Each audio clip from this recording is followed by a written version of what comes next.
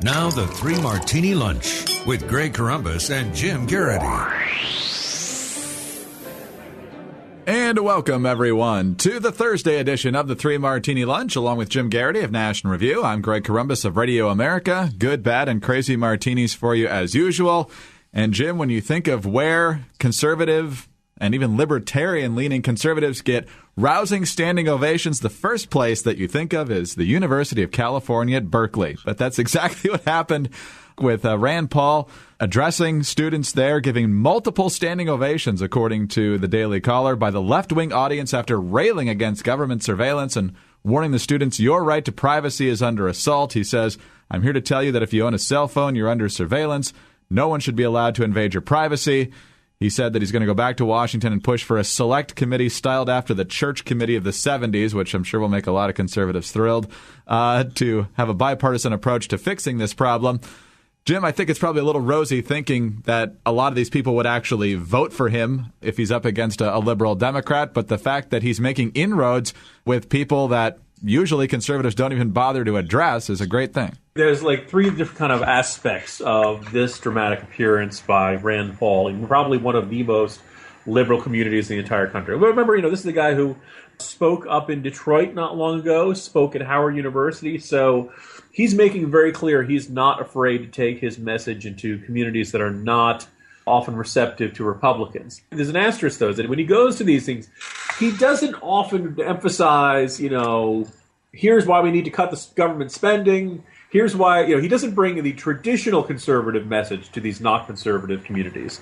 He brings kind of his libertarian-minded one. So when he was at Howard, he talked a lot about eliminating mandatory minimum sentencing and things, which are, getting a little bit more of a consensus in the conservative world, but it's not like, basically he goes to these audiences and tells them things that they're kind of inclined to agree with anyway. But maybe it does him some good to see a Republican saying this sort of thing and kind of dispel the stereotypes there.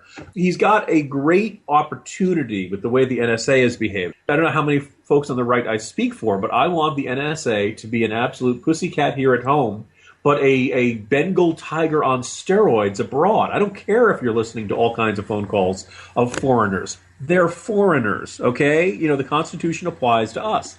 What really has people up in arms is the idea that we American citizens who have committed no crime, or the government has no reason to suspect us of committing a crime or of being a threat to the country, and they're vacuuming up all of our information anyway. So I'm with him on this.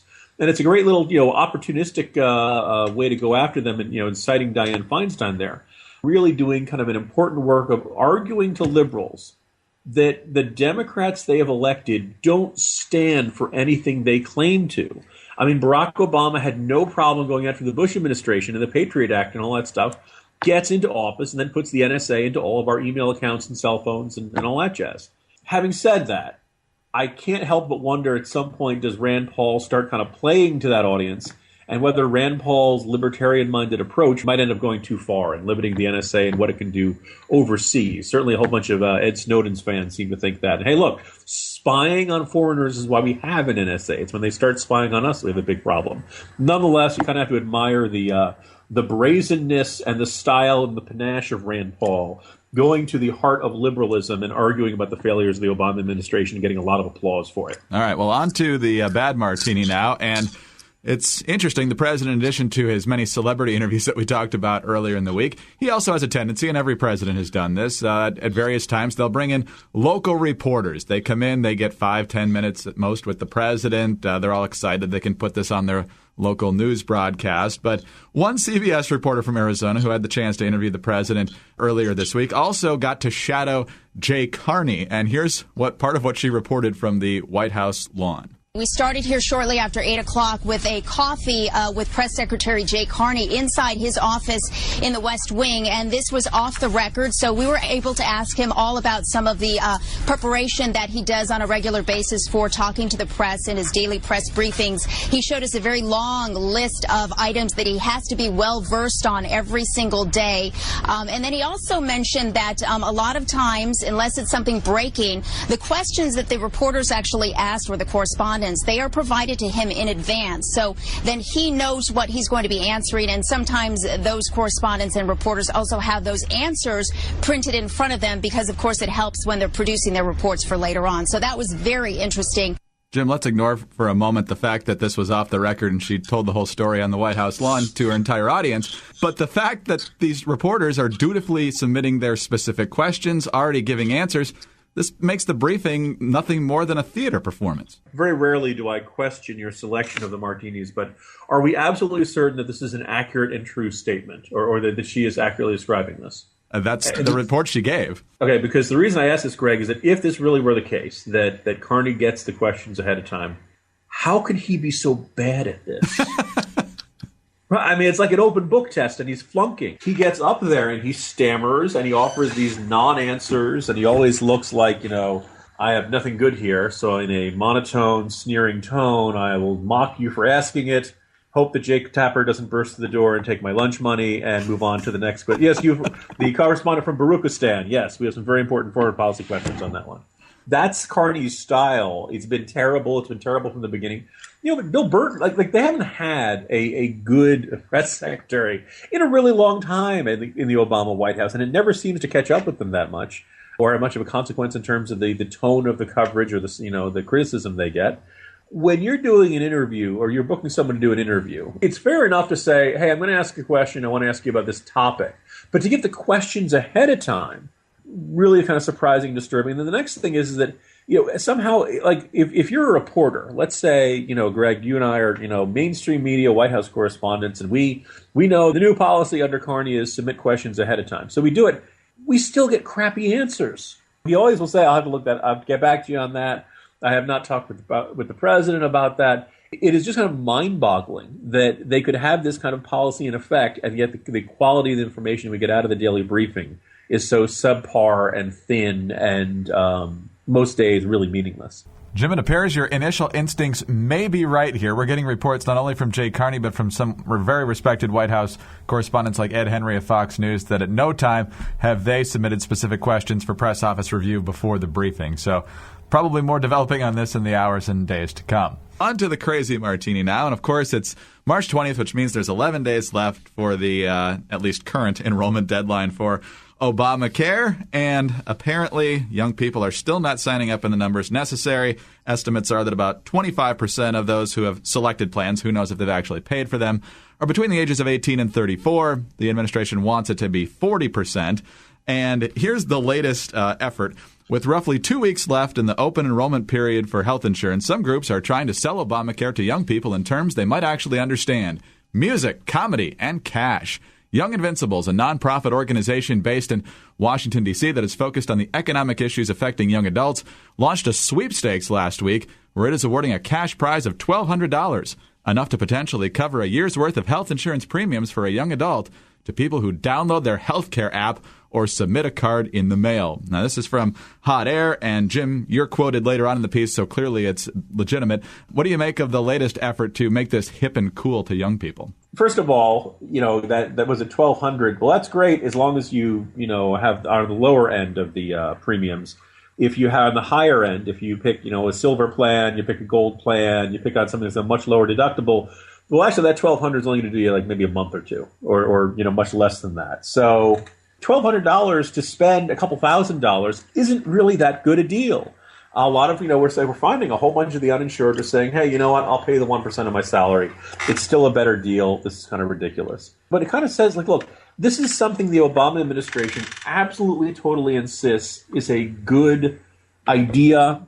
It's something everyone should have. It's the one thing in the world the government is going to mandate that you have to buy. And yet, there are 40 million people in the country who don't have health insurance, and with this giant, complicated, expensive, headache-inducing, stress-inducing, premium-hiking, reform law that gets rammed through on a party line vote, oodles and oodles of these people don't want to buy it. So now we're having like raffles and stuff. And now, you can win $1,200. No, if this is such a good thing, why do you need to do this? Why do you need LeBron James? Why do you need to go on Zach Galifianakis, the Snuffleupagus' show? And why do you need, the cute cat gifts and all?